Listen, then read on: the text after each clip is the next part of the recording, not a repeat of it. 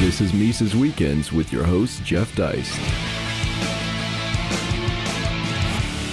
Welcome back, ladies and gentlemen, to what is going to be the last Mises Weekends podcast, or at least the last weekend podcast under the moniker of Mises Weekends. We have decided to rebrand and reformat our weekly podcast a bit. Anyway, it's still going to be a show featuring me. It's still going to be an interview show.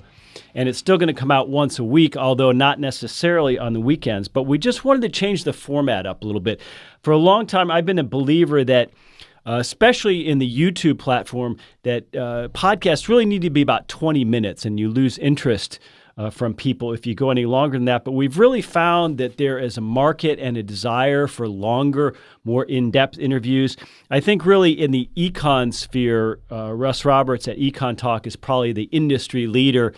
And so we're going to format a little bit more like how he does it. We're going to have more in-depth interviews, and we're going to be a little more economics focused, a little more Austrian, and a little deeper on subject matters. We're going to have great guests. We're going to let them go a little longer.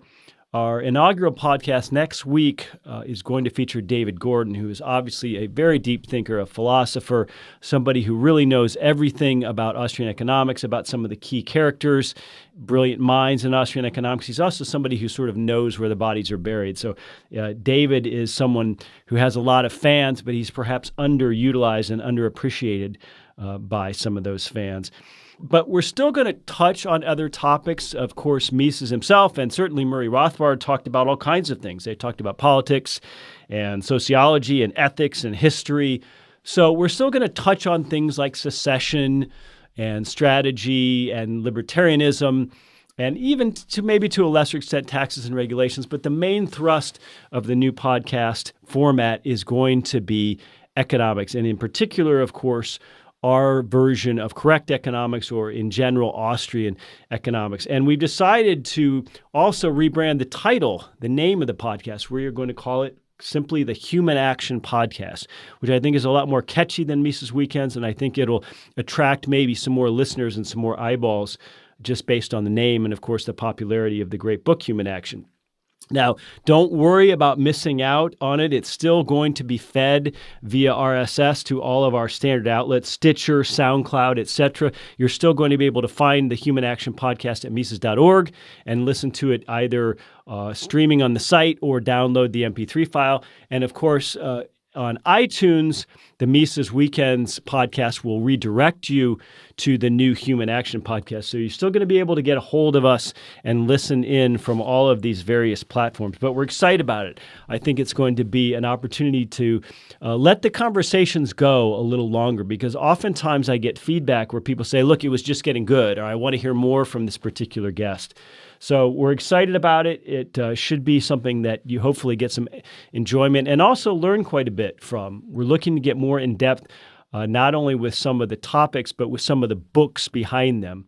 We're going to go deeper into books like Human Action and Man, Economy, and State and Liberalism and Socialism, etc. So it's really going to be not necessarily an everyman podcast. It's not going to be just general banter like Joe Rogan or something like that. It's really going to be something for people who want to take the time and make the effort to be a little more in-depth in their own personal learning, their own personal knowledge, their own personal edification. So stay tuned. In just about a week, we will unveil the Human Action Podcast. I think it's going to be great.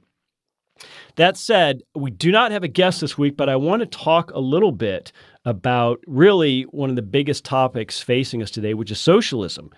A week or so ago, I wrote an article for Mises.org called Still Fighting the Last War Against Socialism, because it seems like we can never suppress this bad idea that keeps cropping up. And it's very timely. I mean, you have people like Mayor Bill de Blasio in New York City, the new member of Congress, Alexandria Ocasio-Cortez. You have people like Bernie Sanders. You have members of the Democratic Socialists of America who now serve in Congress. Socialism kind of has cool kid status now. And I want to talk a little bit about how and why that is. And that was the topic of my article last week. So first and foremost, the question that those of us who are, of course, vehemently opposed to socialism as an economic or social or political system have to ask ourselves is, why does it persist? Why does it keep cropping up? Why is it so popular, or seemingly so popular again among the young? It's not an easy question to answer. I've heard some different theories. Doug Casey has the idea that maybe certain people's brains are just wired a little differently, that we don't have any proof, of course, but maybe there's a genetic component to people who sort of naturally or reflexively trend towards libertarianism. Who knows about that? And also, there's human nature. People like the idea of a system that's caring, of a system that provides a free lunch. People like the idea of free stuff. So it's easy, I think, psychologically and conceptually to understand why socialism is, at least on paper, sounds good to a lot of people.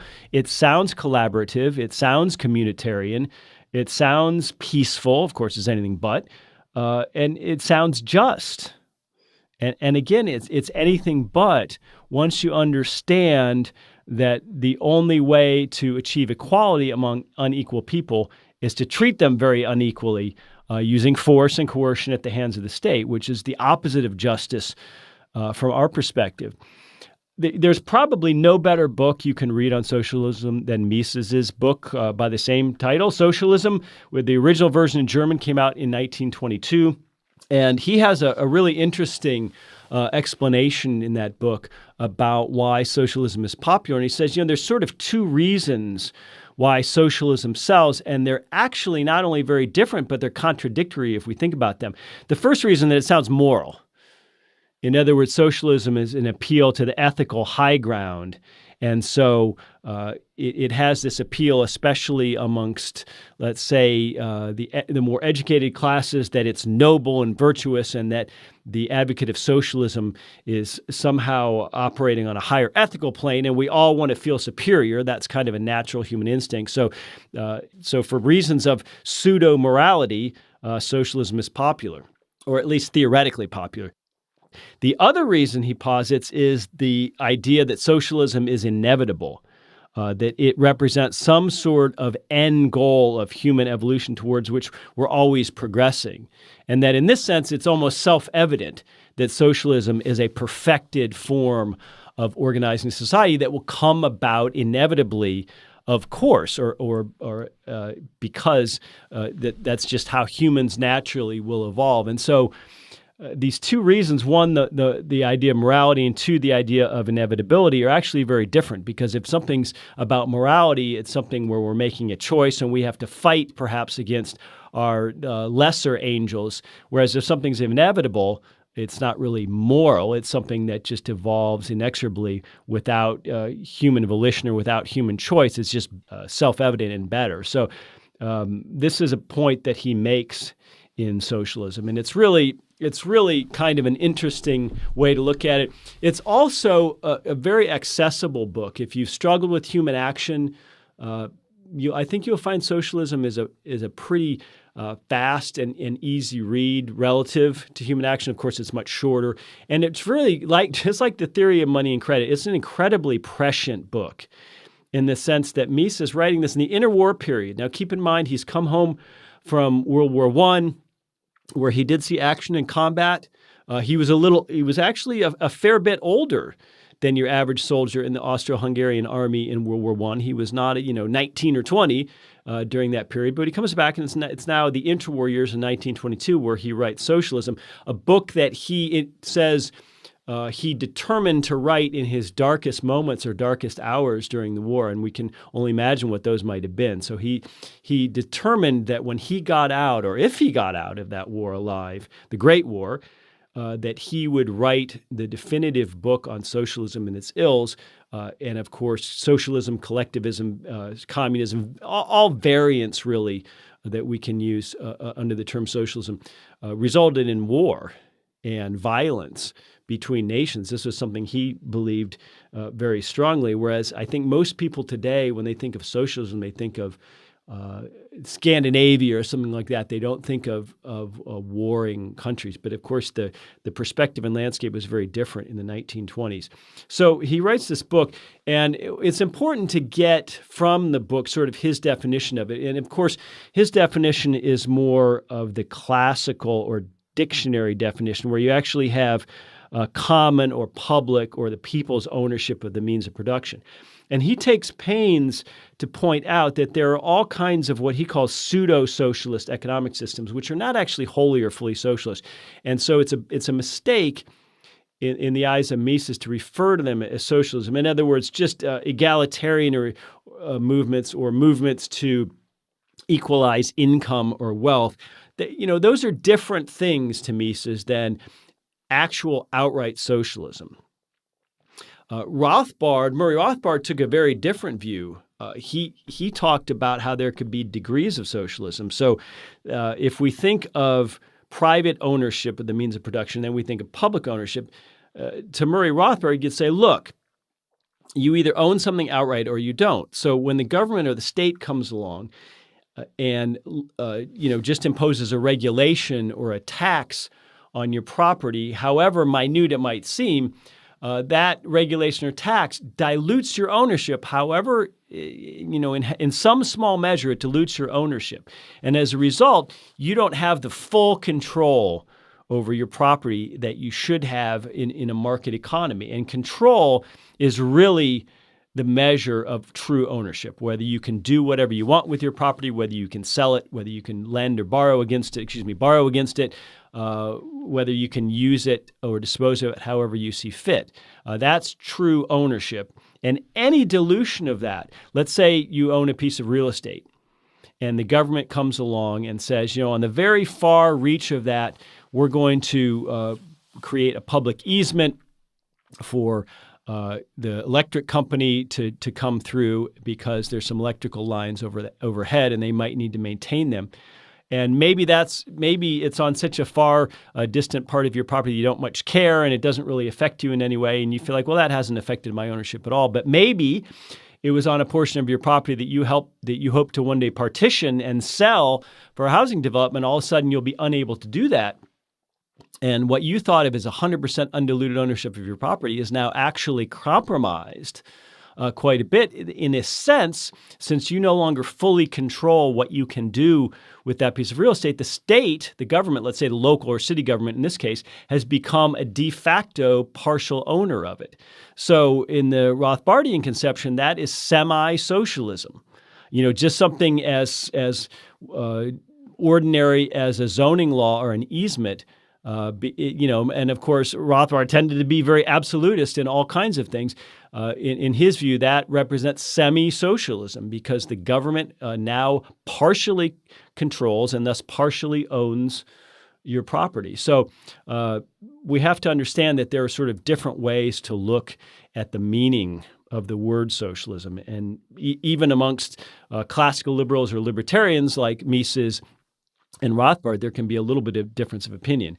And of course, what we're seeing today with the Alexandria Ocasio-Cortez of the world is a very muddled view of what socialism really is. I had an opportunity to talk to Ben Powell. A lot of you know who he is. He's a professor at Texas Tech University.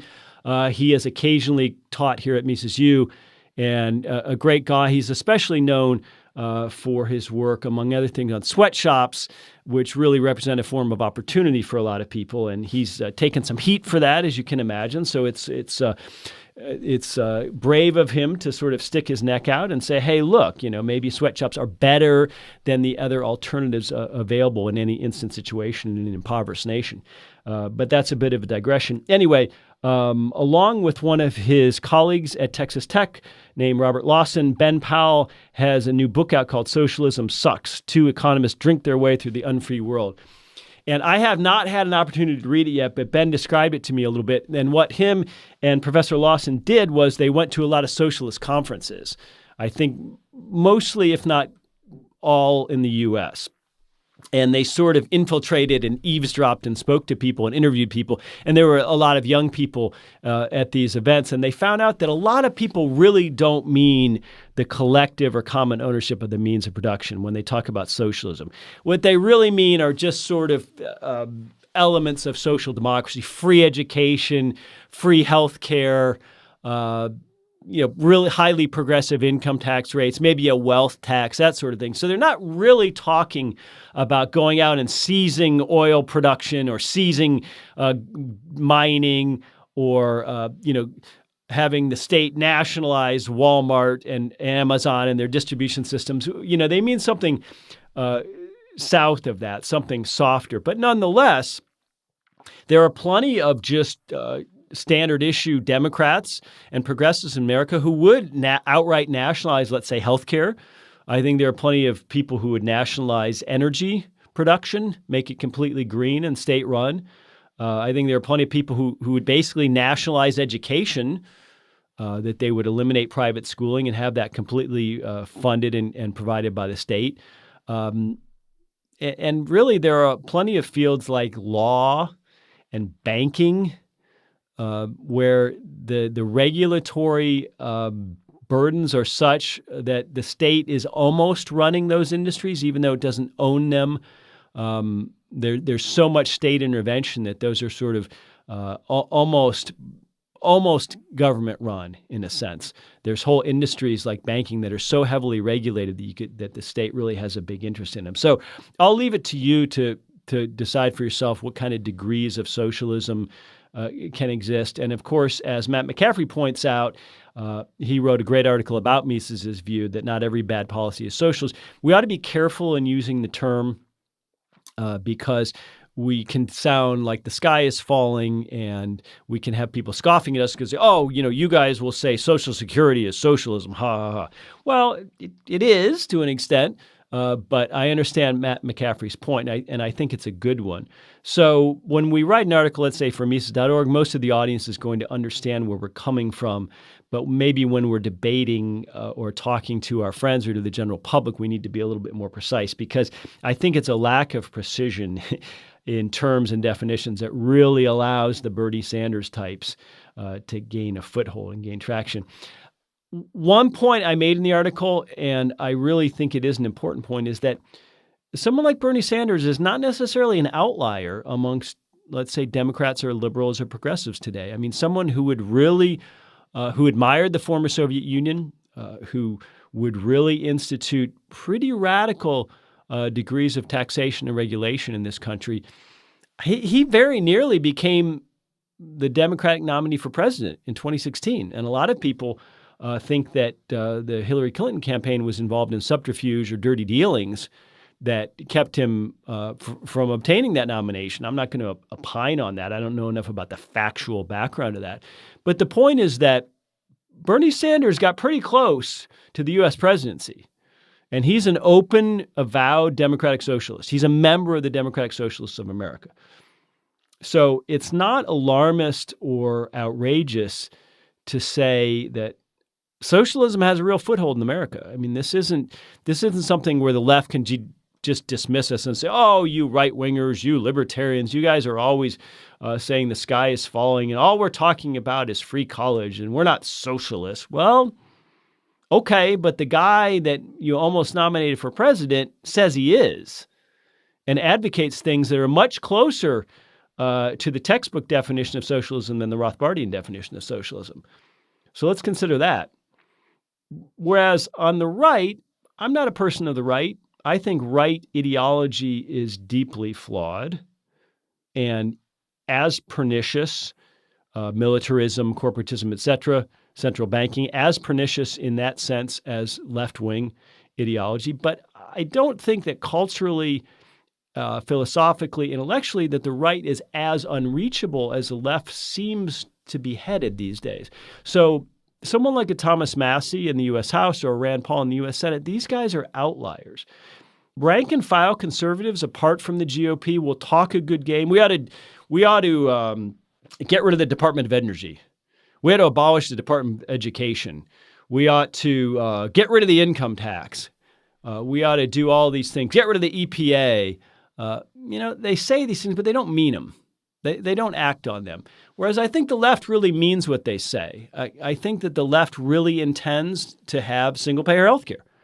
And I think they will not rest and they will not sleep until they get it. Now, it might take longer than they wished, because if we know anything about the history of the 20th century, we see that incrementalism worked very, very well for progressive causes. But sometimes that means that changes that people work for happen long after they're dead. But nonetheless, incrementalism was a one-way street in the 20th century in the West. In other words, one way in the direction of greater statism. There weren't too many rollbacks. I mean, you can talk about little tax cuts here and there, but really the only sort of positive legislative rollbacks of the last few decades have been more at the state level, things like marijuana decriminalization or right-to-work laws, that sort of thing. There haven't really been at the federal level in the United States and really across the Western Europe. Budgets have grown, and the degree of regulation has grown. The degree of state control has undeniably grown in the West and moved us closer to a socialist or collectivist position, however incrementally. I know a lot of people on the left will disagree with that, but that's certainly the way I see it, and I think facts and history would back that up. So that's the difference, is that the left today in America is serious, and the right is just sort of kidding. The right doesn't have any coherent ideology right now. What they ought to be talking about is ownership and opportunity. They ought to be saying the left is the party or the movement of dependency, and we're the movement and party of opportunity. And we want you to own things. We want even average people who make $40,000 a year, whatever, to own stocks and to have opportunities and to be entrepreneurial and do things. But they don't talk about that. They just talk about ridiculous things. Whereas the left is pretty focused towards their goals. And so I think it's a big difference, and I think it's something that we ought to recognize, the importance of incrementalism. So where does that really leave us today? Trumpism is, I think, not conservatism in any way. I think it's an odd mixture of left and right, and I think there's probably a reasonable chance that Donald Trump does not serve a second term. Maybe that's 50-50 at this point. So it's going to be interesting to see who the Democrats nominate and whether socialism really becomes part of the conversation. To the extent it does, I think those of us who are anti-socialists have to take stock of things, and we have to understand that our efforts, whether that's political or cultural or social or educational, at least in the case of the Mises Institute, are failing to an extent. And we have to figure out how to come at things perhaps in a different way that helps people to understand why socialism is not just unworkable, but it's also evil, that there's a moral component to it. And it's the opposite of what Mises identified socialists actually think. It's actually quite an immoral system because it uses force and laws and guns and jails to enforce it all. So it's the kind of thing where if socialism is really gaining a foothold, at least rhetorically, in this next 2020 election, then we have to think about why that is, and we have to be better prepared to fight against it, I think, with the facts and the history at our disposal. Because, look, two things we know is that both the theoretical and historical empirical case against socialism have been made absolutely over and over again, airtight. This is not in question. What is in question is, I suppose, our marketing efforts and also our ability to reach people, especially young people. I do wonder sometimes whether my own media bubbles, my own social media bubbles, much like yours, affects how we see things. In other words, we hear and read that younger people are more and more open to socialism. And that makes us worry, of course, very much about the future.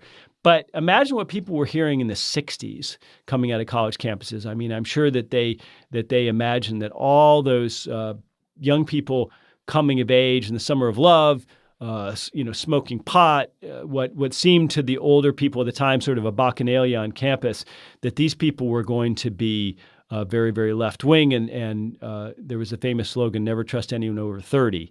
And of course, a lot of those people, when they, just stopped being campus radicals and went and became doctors and lawyers and accountants and very normal, ordinary people, and unfortunately voted for people like Reagan and George H.W. Bush, might have become collectivist in their own right-wing ways, but didn't end up socialist. So I think there's a tendency sometimes to look at young people and shake our heads and say, oh my gosh, they're so socialist, because, apart from what I read and see on social media, and my own experiences, of course, working at the Mises Institute, having worked for Ron Paul for many years, and going to a lot of events and conferences, I meet all kinds of young people, millennials and younger, who are anything but socialists, who are doing all kinds of amazing things and working very hard, and they're entrepreneurial.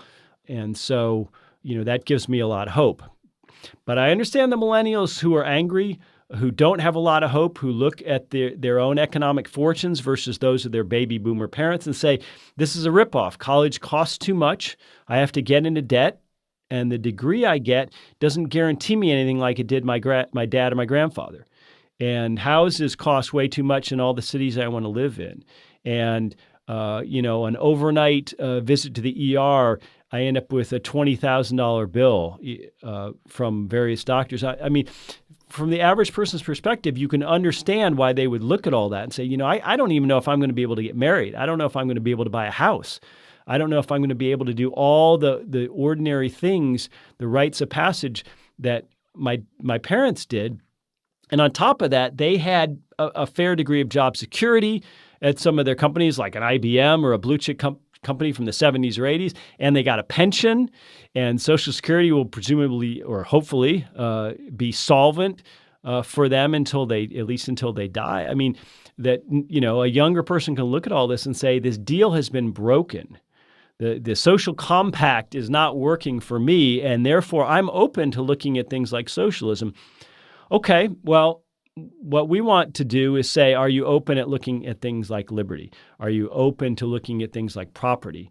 Are you open at looking to things like decentralization and subsidiarity and anti-statism to better understand what plagues us and why the economy is not what it ought to be, and why your economic fortunes are perhaps not what they ought to be, and why schools are not what they ought to be, and why a lot of college degrees are not what they ought to be. So there's two ways of looking at any problem, crisis and opportunity. So from our perspective, it's incumbent upon all of us to look at this as an opportunity to reach young people who are really questioning the status quo, who are really looking for something different, and more importantly, are looking for optimism and hope. So yes, socialism seems to be on the rise, but the fact that people are questioning things is certainly an opening and an opportunity for us. And we hope that you will direct as many people especially younger people, towards the Mises Institute. And again, in a week, towards our new Human Action podcast, because I think it's going to be very interesting. I think it's going to be very different and something that they're just not hearing in their normal consumption of social media and platforms like YouTube. So that said, we will post a link to the article, Still Fighting the Last War Against Socialism. We appreciate very much all of you for listening over the last 3 or 4 years, a couple hundred episodes to the Mises Weekend Show, and it is going to continue. I'm not promising some great change. It's just going to change formats a bit. It's still going to be me and guests talking about economics in a slightly longer and hopefully more enjoyable and more effective format. It's going to be called the Human Action Podcast. We're going to have a lot of great guests and a lot of great topics, starting with, as I mentioned earlier, our first guest, the great polymath, David Gordon. So be sure and find the podcast next week. And that said, for the last time, have a great weekend.